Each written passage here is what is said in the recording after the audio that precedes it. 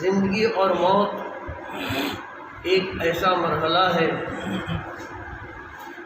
اس کو سمجھنے کے لیے انسان کی عقل کبھی کام نہیں کرتی، کبھی کام کرتی ہے۔ زندگی کیا ہے، موت کیا ہے، غور و فکر کی بات ہے اور ہمارے ایمان کے ساتھ تعلق رکھنے والی چیز کا نام ہے۔ رب تبارک و تعالی موت کو پیدا کرتا ہے، حیات کو بناتا ہے اور مقصد بھی بیان کرتا ہے کہ میں کیوں بناتا ہوں۔ بزرگوں اور دوستوں، رب تبارک و تعالیٰ نے فرمایا خلق الموت والحیات لیبلوکم ایکم احسن عملا۔ ہم نے موت کو پیدا کی اور حیات یعنی زندگی کو پیدا کی اس لیے کہ ہم کسوٹی کریں، امتحان لیں، پریکشا کریں کون ہے تم میں اچھے عمل کرنے والا۔ موت کا مقصد بھی یہی ہے اور زندگی کا مقصد بھی یہی ہے۔ موت دے کر بھی رب یہ چاہتا ہے کہ احسن و عملا، کون اچھے عمل کرتا ہے، کون اچھے عمل کرتا ہے۔ موت دے کر بھی یہی اللہ تعالیٰ نے مقصد بیان کیا ہے۔ جتنی بھی چیزیں بنائی ہے، چاہے جاندار بنائی چاہے بے جان بنائی، ہر چیز بنانے کے پیچھے کوئی نہ کوئی مقصد ہے۔ بغیر مقصد کے رب تبارک و تعالیٰ نے ایک نہ قطرہ بنایا ہے نہ ایک ذرہ بنایا ہے۔ بزرگوں اور دوستوں، ہم مقصد نہیں سمجھتے کہ رب نے یہ سارا کیوں بنایا ہے، ارے اس کے پیچھے کچھ نہ کچھ وجہ ہے۔ زندگی اور موت کا معاملہ بھی ایسا ہے، لیکن اس پر جب غور و فکر کیا ہم نے تو رب تعالیٰ نے پہلے موت بنائی، پہلے موت بنائی، خلق الموت، پہلے موت بنائی، والحیات، بعد میں زندگی بنائی۔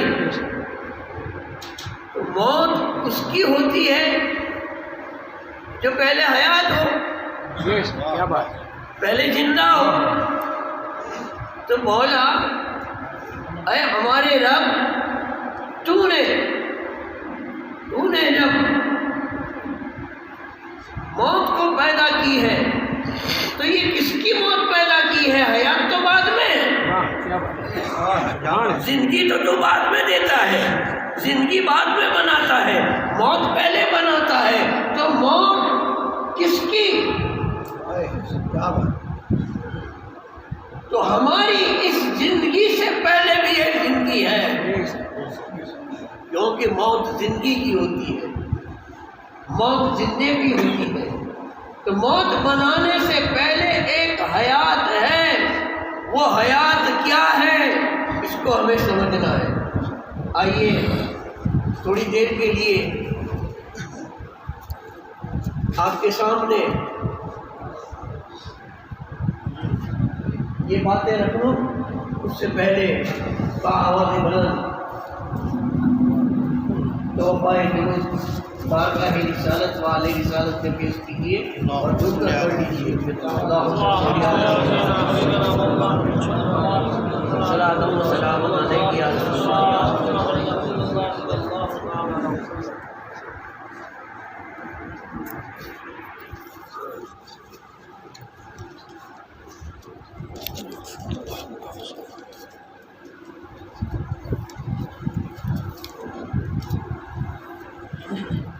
ایک گجراتی غزلکار ہو گئے مریض وارسی صاحب، ان کا ایک بہت اچھا شعر ہے گجراتی: زندگی نہ رسم دیوا ماں کرو جلدی مریض، زندگی نہ رسم پیوا ماں کرو جلدی مریض، ایک تو اونچی مدیرہ نے گڑھ جام سے، ایک تو اچھی مدیرہ نئے گرد گودام سے اس نے مثال دی ہے زندگی برف کے ٹکڑے کی جیسی ہے، یہ بڑی نہیں ہوتی، دن بہ دن زندگی کم ہوتی ہے۔ انسان پیدا ہوا، اب ایک ہوا چلی ہے، مسلمانوں میں بھی لوگوں نے شروع کر دیا ہے برتھ ڈے منانے کا۔ آج میرے چھوٹے کا برتھ ڈے، بڑی بڑی پارٹیاں کرتے ہیں، ہزاروں لاکھوں کا خرچہ کرتے ہیں، جنم دن مناتے ہیں۔ میرا چھوکرا 1 برس کا ہوا، 2 برس کا ہوا، 10 برس کا ہوا، 15 برس کا ہوا، 18 برس کا ہوا، 20 برس کا ہوا، شادی کرنے کی ہے۔ رب نے ہر ایک کی زندگی اور موت مقرر کرتی ہے۔ دنیا میں بندہ آگے کتنے سال زندہ رہے گا وہ بات طے ہو چکی ہے، بے شک اور وہ مبارک رات اب آنے والی ہے۔ اللہ تعالیٰ جس رات میں حکمت والے کاموں کی بہتری کرتا ہے، بانٹ دیتا ہے حکمت والے کام، وہ حکمت والے کاموں کے اندر ایک کام یہ بھی ہے کہ اس سال کتنے پیدا ہوں گے، کتنے مریں گے، اس کی کتنی زندگی ہے، ایک نصاب تیار کر دیا جاتا ہے شب برات کی رات کو۔ بے شک فیہا یفرق کل من امر حکیم، بانٹ دیے جاتے ہیں اس رات میں حکمت والے کام۔ تو زندگی جو ہے وہ مقرر ہو کے آئی ہے۔ ایک آدمی کی زندگی 80 برس کی ہے، اب وہ 20 سال کا جوان ہوا، زندگی 80 برس کی ہے، تو یہ 80 برس میں سے 20 سال کم ہوئے، تو اب یہ بڑا نہیں ہوا، 20 سال چھوٹا ہوا، اب صرف 60 سال بچے ان کے پاس۔ یہ نہ سمجھو کہ ہم روز بڑے ہوتے ہیں، یہ نہ سمجھو ہم بڑے ہوتے ہیں، ہماری زندگی کے دن اور رات کم ہوتے ہیں، زندگی کے دن اور رات کم ہوتے ہیں۔ جو دن گیا واپس نہیں آئے گا، جو رات گئی واپس نہیں آئے گی۔ تیری زندگی کے دن اور رات کم ہوتے ہیں، اے تجھے اللہ نے عقل سلیم بخشی ہے، تو یہ تیرے جو 20 برس گئے غفلت میں گھمائے، اللہ کا شکر کر، 60 سال باقی ہے، آسان و عملہ اچھے عمل کر لے، اچھے عمل کر لے، اس لیے تجھے اللہ تعالیٰ نے پیدا کیا ہے۔ تیری زندگی کا اصل مقصد یہ ہے، تیری موت کا اصل مقصد یہ ہے۔ آپ کہو گے کہ موت کا مقصد، یہ موت بہت بڑی نعمت ہے، بہت بڑی نعمت ہے۔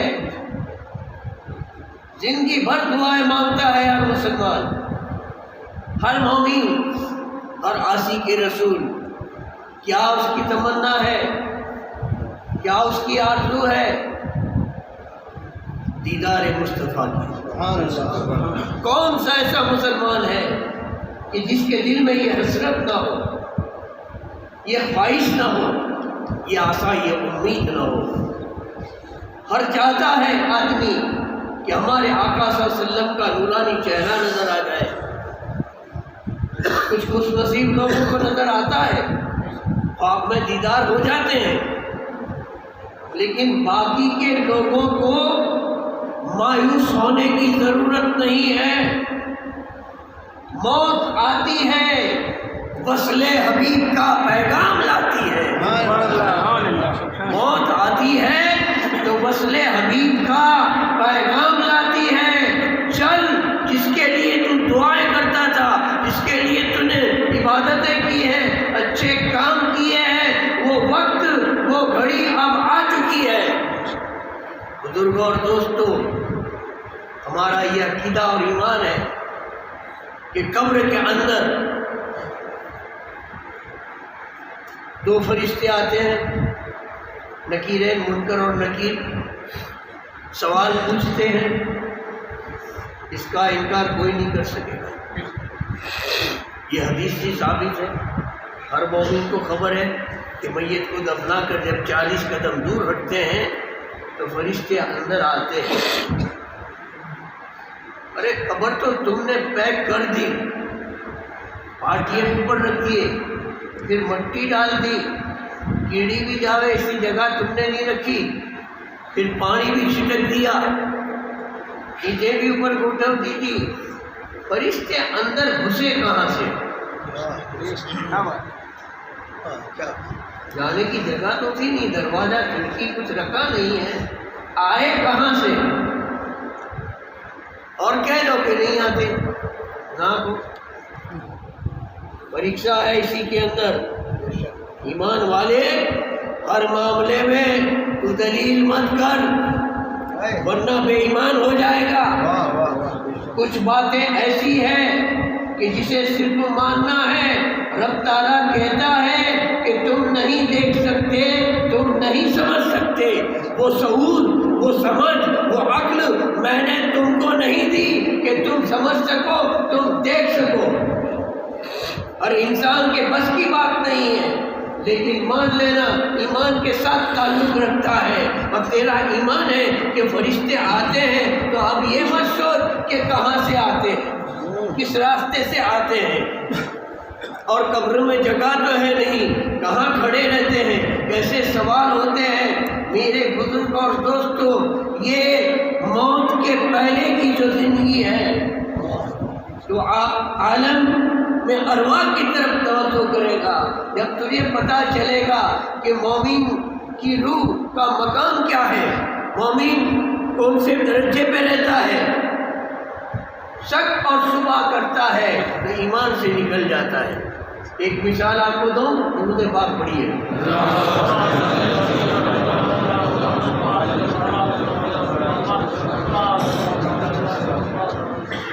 ایک سوال ہے آپ سے، بولو صحیح زندہ ہے کہ مردہ؟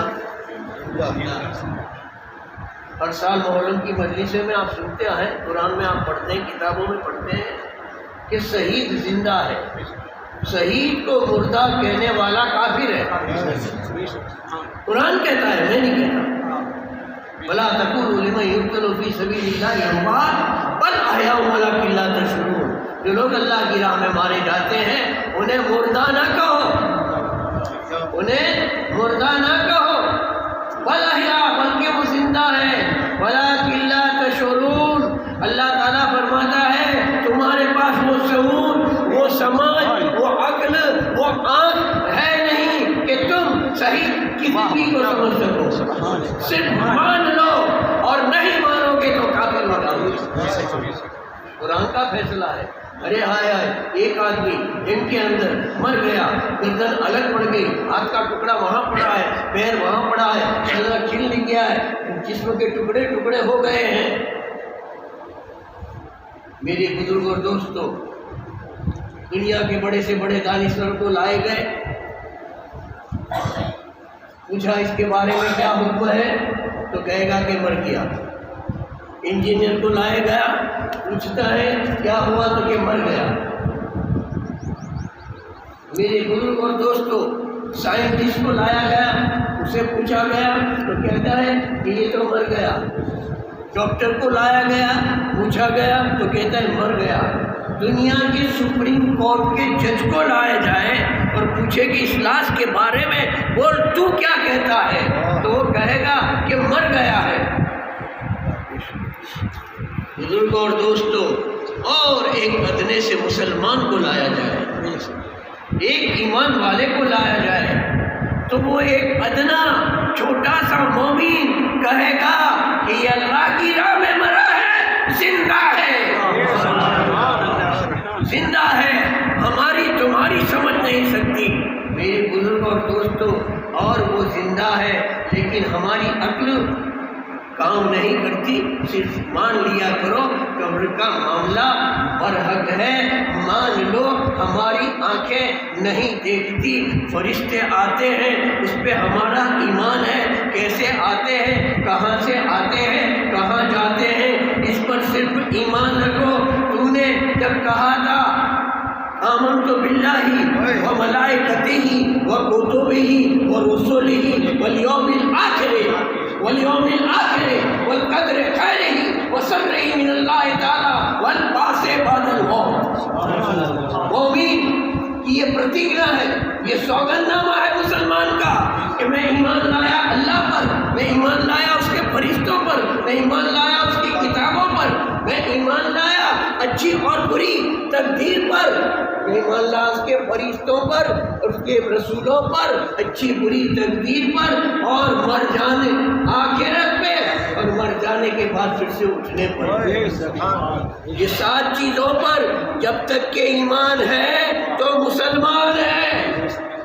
اگر فرشتے کے بارے میں شک ہوا، اگر رسول کے بارے میں شک ہوا، آسمانی کتابوں کے بارے میں شک ہوا، مرنے کے بعد کی زندگی، قبر کی زندگی میں شک ہوا، مرنے کے بعد اٹھائے جانے یعنی قیامت میں شک ہوا، تو ایمان سے گیا، ایمان سے گیا۔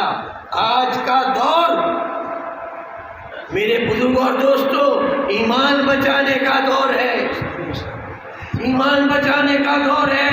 طرح طرح کے فرقے، طرح طرح کے لوگ مسلمانوں کو گمراہ کرنے کے لیے میدان میں آئے ہیں، اس لیے کہ ان کے خیالات آپس میں ٹکرائے اور یہ مسلمان تتر بتر ہو جائے، ان کی ایکتا ٹوٹ جائے، ان کی یونٹی ٹوٹ جائے۔ اس لیے آج ایڑی گھڑی کا دور پوری دنیا میں ہو رہا ہے، پوری دنیا میں ہو رہا ہے۔ اور ایمان ایسی طاقت ہے، ایمان ایسی قوت ہے، ایمان ایسا پاور ہے کہ جس کے سامنے نہ راکٹ کام کر سکتا ہے، نہ توپ کام کر سکتی ہے، نہ تلوار کام کر سکتی ہے، نہ دولت کام کر سکتی ہے، نہ حکومت کام کر سکتی ہے۔ تاریخ اٹھا کر دیکھو اسلام کی۔ بزرگوں اور دوستوں، ایمان کو سنبھالنے کا وقت ہے۔ ایمان بچے گا تو عمل بچیں گے، ایمان ہی نہیں ہوگا تیرے لاکھ اچھے عمل، تیری کوئی نماز کام نہیں دے گی بغیر ایمان کے، تیرا کوئی روزہ کام نہیں دے گا بغیر ایمان کے، تیری کوئی حج کام نہیں دے گی بغیر ایمان کے۔ تو پہلے پکا ایمان والا بن، کیوں کہ نماز ایمان والوں پہ فرض ہے، روزہ ایمان والوں پہ فرض ہے، حج ایمان والوں پہ فرض ہے، زکوٰۃ ایمان والوں پہ فرض ہے۔ یہ کافر اور مشرک اور بے دین اور گمراہ فرقوں کی باتوں میں مت آ، ورنہ تیرا ایمان تیرے ہاتھ سے چلا جائے گا۔ اسلام کی پہلی جنگ ہے کون سی؟ جنگ بدر۔ آقا صلی اللہ علیہ وسلم بھی موجود ہیں۔ آپ کے پاس کتنے ہیں؟ کتنی فوج ہے؟ 313 کمزور، لاغیر، بھوکے پیاسے، پھٹے پرانے کپڑے والے، سامنے 1000 پہلوانوں کا لشکر، پورے ہتھیار، ڈبل ہتھیار، پوری سواریاں، کھانے پینے کا پورا سامان۔ تاریخ اٹھا کر دیکھو، یہ جنگ بدر ہوئی، اسلام کی پہلی جنگ، 313 نے فتح کی، اسلام کا پرچم لہرا دیا۔ کون سی طاقت کام کر گئی؟ ٹانٹیوں میں تو زور نہیں تھا، فاقے پہ فاقے کر رہے تھے۔ اور پہلے کے مسلمانوں پر جو ظلم ہوا ہے، ایسا ظلم تو ابھی کسی پر بھی نہیں ہوا۔ اسلام قبول کرنے کے بعد جو ظلم ہوا تھا، حضرت خباب سے پوچھو، حضرت بلال حبشی سے پوچھو، تو پتہ چلے گا کہ کلمے کی قیمت کیا ہوتی ہے۔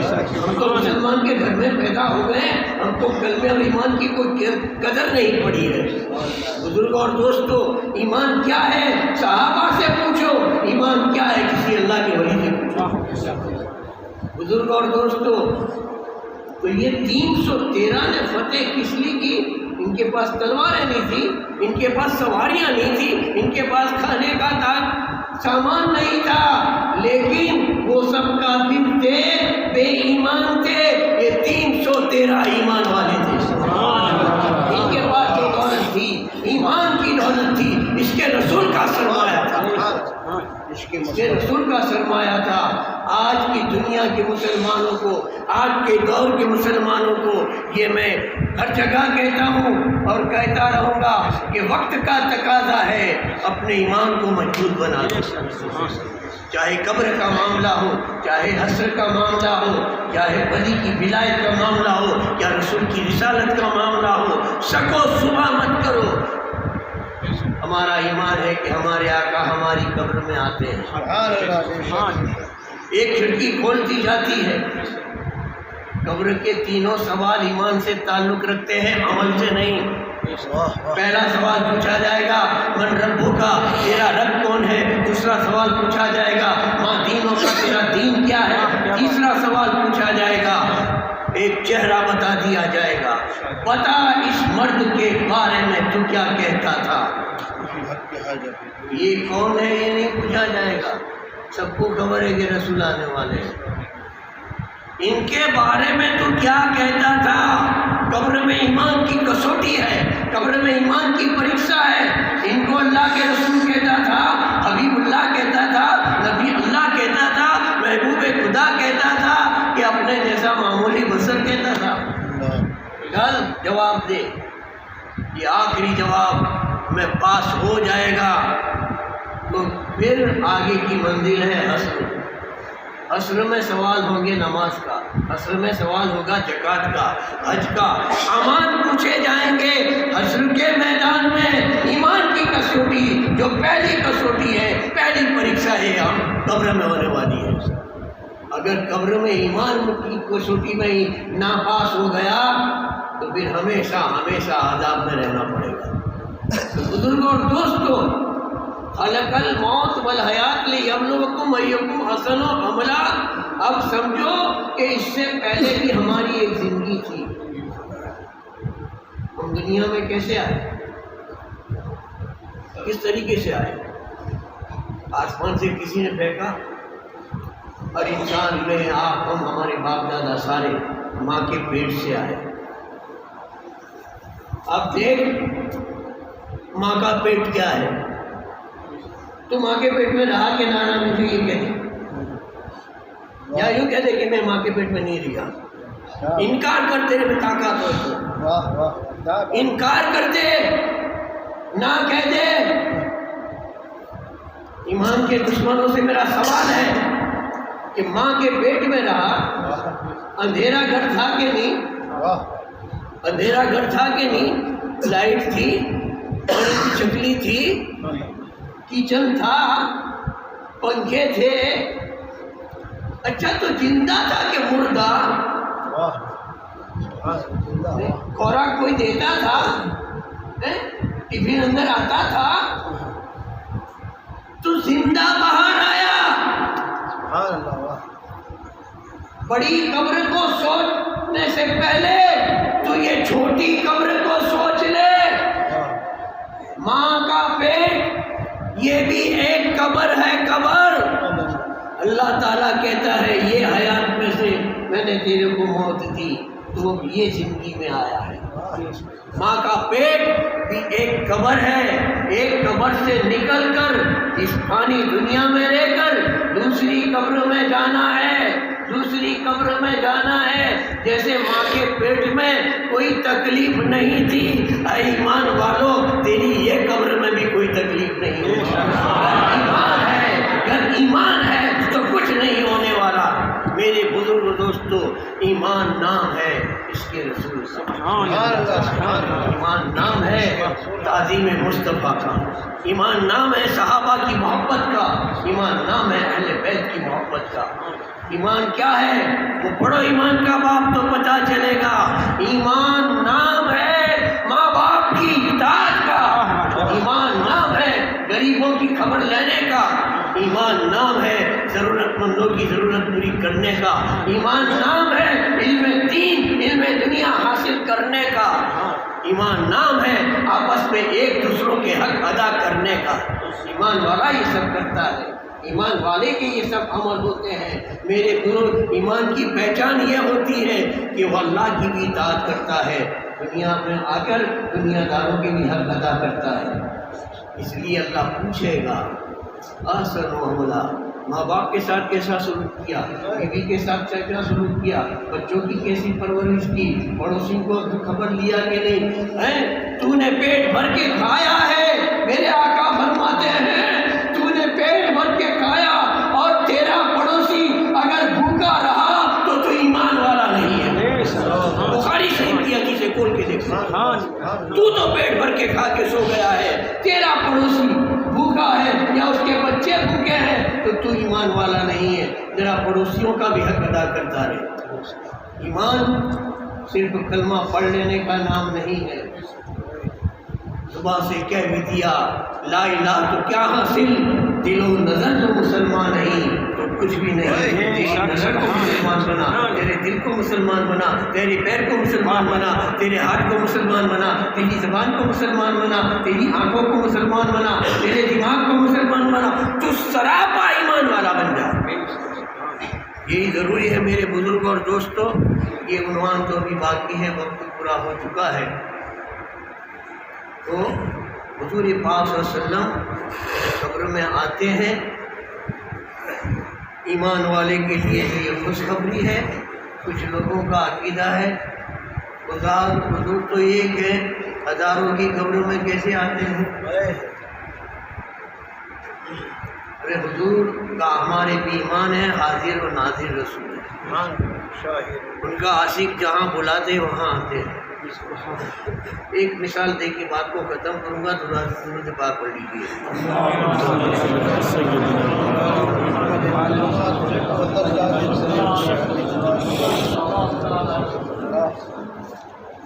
آج کل لوگوں کا رویہ ہو گیا ہے، ہماری مسجد اچھی، ہمارا مدرسہ عالیشان، ہماری دل کی خانقاہ کی بات نہ ہوئے، ہمارے پیر تو ایسے ویسے، ہمارے تعلیم گاہ ایسی، دوسروں کو حقیر سمجھتے، میں اچھا، میرا کام اچھا، میری سوسائٹی اچھی۔ ہم ایک طریقے کا پیدا ہو گیا ہے۔ ایک مولوی نے کتاب لکھی، خود کے مدرسے کی تعریف کرتا گیا۔ دارالعلوم دیوبند کی تعریف میں اس نے لکھا کہ یہ مدرسے کو تم کیا سمجھتے ہو، کتاب میں لکھا ہے، وہ زبانی بات نہیں کہتا، بڑی دی بات کہتا ہوں، واہ، کہ ہمارے مدرسے میں ایسی تعلیم دیتے کہ اللہ کے رسول اردو اردو نہ تھا آتا تو سیکھنے دیوبند کے مدرسے میں آتے تھے۔ اعوذ باللہ من ذالک۔ میرے دوستو، ایمان سے گیا ہو، حضور تمام زبانیں جانتے ہیں، اور آپ کو اللہ کے بعد سب سے زیادہ علم اللہ نے آپ کو عطا کیا ہے۔ اللہ نے آپ کو عطا کیا ہے۔ دنیا میں آپ سے بڑا کوئی عالم نہیں، آپ سے بڑا کوئی عالم ہے تو اللہ کی ذات ہے، اور کوئی نہیں۔ اس نے یہ لکھ تو مارا، پھر پھنس گیا۔ تم کہتے ہو کہ اللہ کے رسول اکیلے ہیں، کہیں آ نہیں سکتے، مر گئے، مٹی میں مل گئے، نعوذ باللہ، تو مدینے سے دارالعلوم دیوبند میں کہاں سے آئے؟ کیا بات ہے، ان کا الٹو سیدھا کرنا ہے۔ خود کی چھری سی خود کا گلا کاٹ رہا ہے، اور ہم نے اس کو جواب دیا کہ بچوں، واہ واہ واہ، پڑھنے نہیں آتے تھے، میرے آقا اردو، گجراتی، ہندی، مراٹھی، سنسکرت سب پڑھانے کے لیے یہاں آتے تھے۔ جا دیکھ لے حضرت شاہ عالم کا دربار، جب شاہ عالم رحمۃ اللہ علیہ کی طبیعت عدیل ہوئی، آپ بیمار ہوئے، مدرسے میں بچے آتے تھے، سبق چالو تھا، بچے ایسا سمجھتے تھے کہ شاہ عالم آ رہے ہیں۔ شاہ عالم کا حلیہ رسول اللہ کے جیسا تھا، بچے نہ پہچان سکے کہ استاد کی جگہ پہ ہماری گادی پہ کون بیٹھا ہے، اور شاہ عالم بیمار ہیں، ان کے بچوں کو، ان کے مدرسے کے بچوں کو سبق دینے کے لیے، پڑھنے کے لیے نہیں، پڑھانے کے لیے شاہ عالم اللہ کے رسول مسجد میں لگائی ہوئی ہے جس پر اللہ کے رسول آ کر بیٹھ گئے. حضور سایہ عالم کی طبیعت اچھی ہوئی اور آ کر انہوں نے سبق بچوں کا سنا تو بچے آگے آگے پڑھ رہے ہیں. ارے بھائی اتنے دن تو میں آیا نہیں, تم کو سبق کس نے آگے پڑھایا؟ بچے کہنے لگے سرکار آپ تو آتے تھے. بچوں کو یہ خبر نہیں تھی کہ ہم کو کون پڑھا گیا. اتنے خوش نصیب بچے ہوں گے جس کو اللہ کے رسول نے پڑھایا ہوگا. یہ سایہ عالم کا دربار ہے. ارے میاں ولی کا دربار کیسا ہوتا ہے دیکھو. ولی کی شان میں گستاخیاں کرنے والے ولی سے نبی کو اتنی محبت, اتنی محبت. میرے بزرگ اور دوستوں پھر پتہ چلا کہ میرے آقا تشریف لاتے تھے تو آپ نے اس گادی پر بیٹھنے کا بند کر دیا, دوسری گادی بنائی کہ اب میں اس پر نہیں بیٹھ سکتا, اس پر تو میرے آقا کے بیٹھ گئے. یہ ہے ادب, یہ ہے احترام, اس کا نام ہے ایمان. اللہ تبارک و تعالیٰ ہم سب کو ایمان کی سلامتی کے لیے توفیق عطا فرمائے اور دعا کریں کہ مولا تعالیٰ اچھے عمل کرنے کی توفیق عطا فرمائے. برے عملوں سے توبہ کر لیں. توبہ کرنے کی موقع بہترین اللہ تعالیٰ نے شب برات میں دیا ہے کہ سچے دل سے اس رات میں جو توبہ کرتا ہے اس کے سارے گناہ معاف کر دیے جاتے ہیں.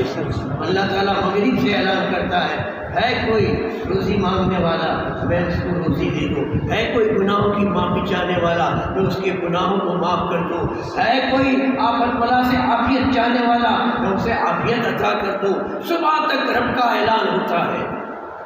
ایسی مبارک رات ہے شب برات. اپنے لیے سب کے لیے توبہ استغفار کرو, پوری رات جگے رہو, قرآن پاک کی تلاوت کرو, بل نمازیں پڑھو.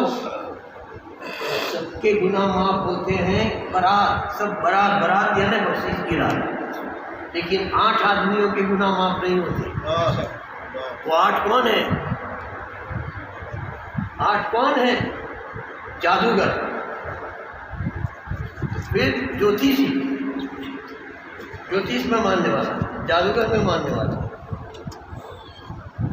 پھر شرک کرنے والا مشرک جس نے شرک کیا ہو, پھر ماں باپ کی نافرمانی کرنے والا, شراب کھینچنے والا, زنا کرنے والا, سود خور سود کھانے والا. ان کو اللہ تعالیٰ شب برات میں بھی معاف نہیں کرتا. اور رشتہ داروں کے ساتھ سے رشتہ توڑنے والا, یہ 8 کی بخشش نہیں ہوتی اللہ کے رسول فرماتے ہیں. لیکن وہ بھی اگر سچے دل سے توبہ کر لیں کہ پھر کبھی ایسا نہیں کروں گا تو رب تعالیٰ انہیں بھی معاف کر دیتا ہے. رب تعالیٰ انہیں بھی معاف کر دیتا ہے. بزرگ اور دوستو حلوہ کھا کے نے سو نہ جائیو. مرحوموں کی روحیں اللہ تعالیٰ یہ مبارک راتوں میں گھر بھیجتا ہے. شب برات کی رات, عید کی رات, محرم کی 10ویں رات, بقری عید کی رات, یہ مبارک راتوں میں ہمارے مرحوموں کی روحیں ہمارے دروازے پر آ کے کھڑی رہتی ہے. حلوہ کھانے کے لیے نہیں, کچھ ہم کو ایصال ثواب کیا کہ نہیں, ہم کو کچھ ثواب بخشا کہ نہیں. یہ قبر کے اندر کی خوراک جو ہے وہ ایصال ثواب ہے. مرحوم کے لیے ایصال ثواب کرو. تم نمازیں پڑھو, نفل نمازیں پڑھو, نفل روزے رکھو, قرآن کی تلاوت کرو, غریبوں کو کھانا کھلاؤ, یہ بھی ایصال ثواب ہے. مسجد کے اندر مدرسے میں مرحوم کے نام پر کچھ دے دو, یہ ایصال ثواب ہے. اور یہ مرحوم کے لیے قبر کا ٹفین ہے, قبر کا ٹفین ہے, یہ قبر کا کھانا ہے. یہاں تم پڑھو گے ثواب اسے ملے گا, یہاں تم نیکی کرو گے ثواب مرحوم کو ملے گا. اللہ تبارک و تعالیٰ مجھے اور ہم سب کو سچی اور اچھی بات سمجھنے کی توفیق عطا فرمائے.